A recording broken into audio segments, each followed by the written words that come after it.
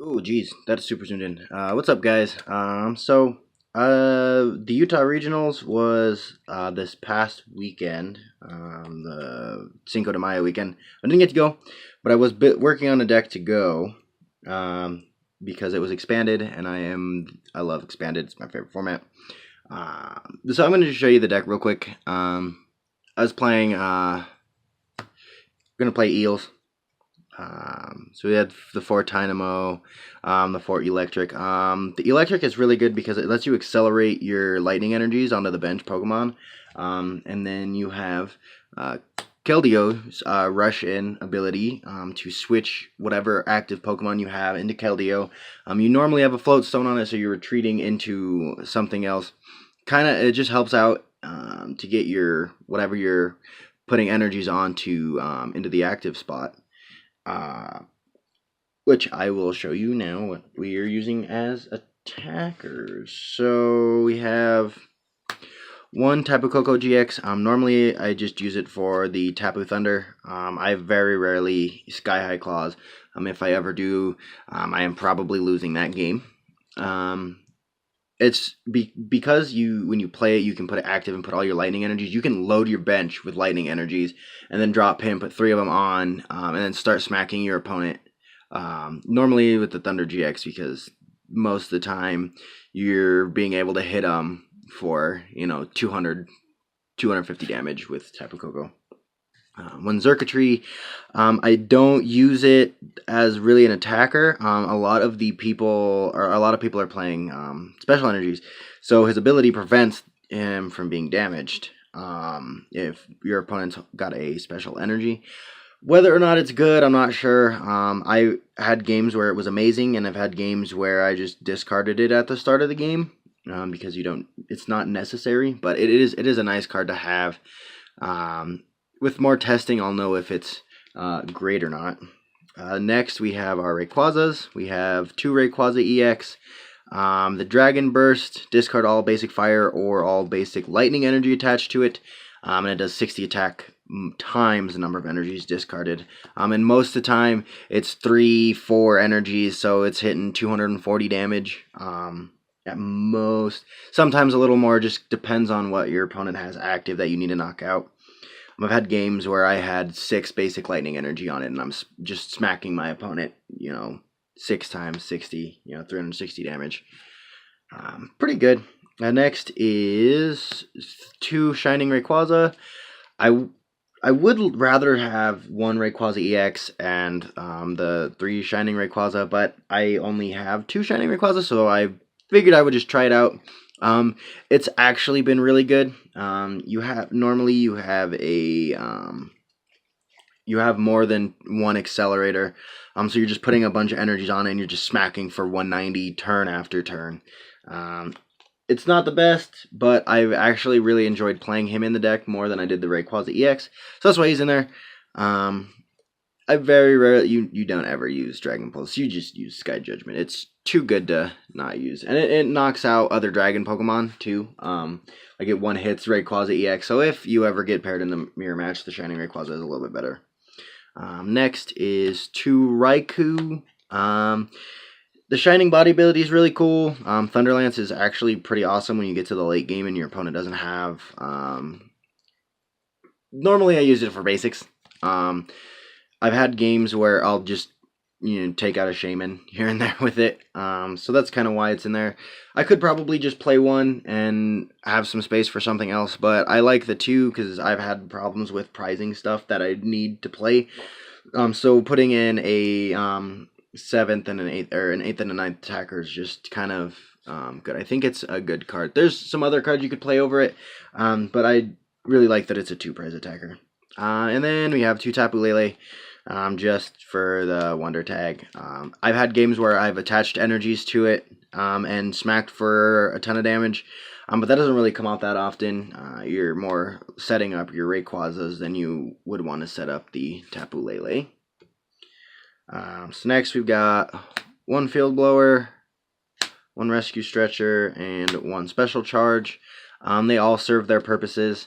Most of the time, you'll see why I have the special charge. It's the double dragon energies, which is kind of what makes this deck work with the Rayquazas. Rescue Stretcher, usually use it to bring back put your eels back in the deck. Sometimes I've used it to pull up the Tapu Koko in order to smack my opponent for, I think it's 100, 150, 130, however much damage it is for knockout when I have a bunch of energies on the bench and I have no attackers. So it's pretty good combinations of card in the decks. So 2 Fury Belt and 2 Float Stone. These numbers can be different. I've played games with 1 Float Stone and it's worked fine.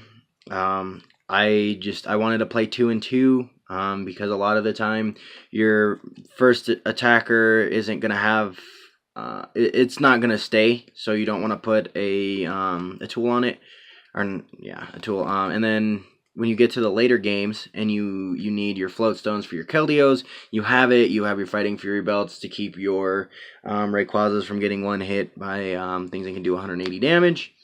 So I feel like Fury Belt, this is kind of a good split for this deck. Sometimes you could go, with 4 float stone or 2 float stone, 2 choice band, or choice band. But I like the Fury Belt. Just the extra HP does help in some situations. Next, we've got 3 Battle Compressor. Normally, you're just putting lightning energies and a supporter into the discard pile because a lot of the other cards in the deck are super necessary to keep in the deck. So it's better to just pitch those than it is anything else. I very rarely use more than one in a game. The only times that I ever really do is if I keep getting super clogged in my hand and I just want to put things into the discard pile. So that way I am drawing the cards that I need to win the game.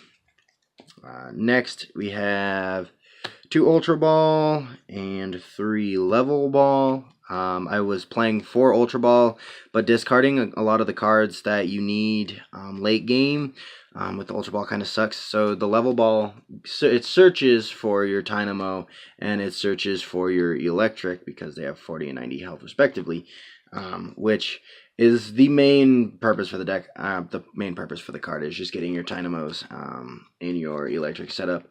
You use the Ultra Balls for Tapu Lele, the Keldeo, the things that you can't search for with the Level Ball, which, I mean, obviously.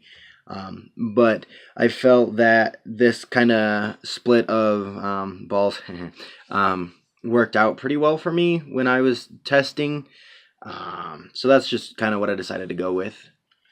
Next is our favorite card in the format, Versus Seeker. You just have a lot of utility supporters in the deck. Well, the way that I play it does. So you need ways to get them back. That utility is Lysander, Guzma, Bridget, a Karen, Getsis. Those are the main kind of supporters that you use. A lot of them. I'm not super worried about the Night March matchup. I can beat Night March. With the Raikou, but Karen. Move that.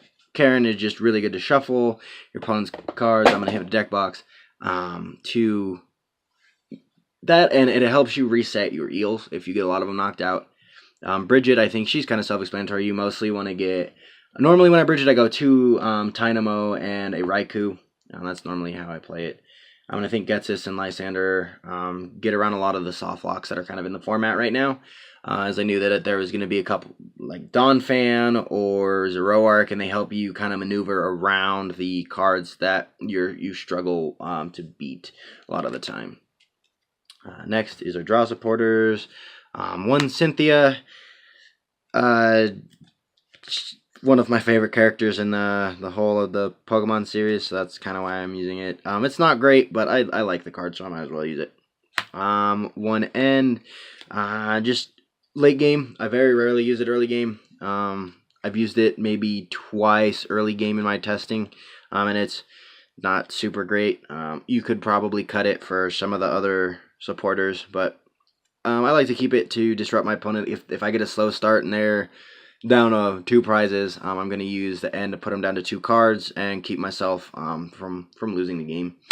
Colress, your bench is normally full, so 9 times out of 10 you're going to be Colressing for 7 or 8. Especially in this format, sometimes I've Colress for 10. Just good cards all around. I think shuffle, draw, supporters are kind of the best. We just need one for 7 now. That's all we need.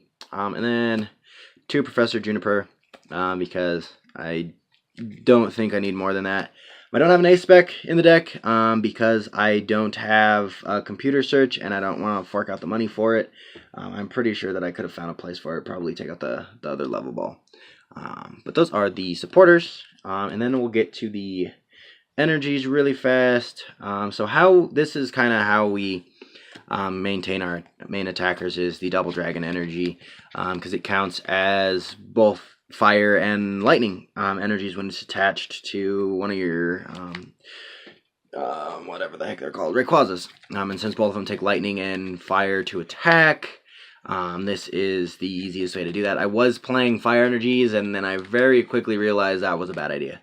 And my friends suggested, hey, play the double dragon energy. It's a little bit better. It's like DCE, but better in this kind of deck.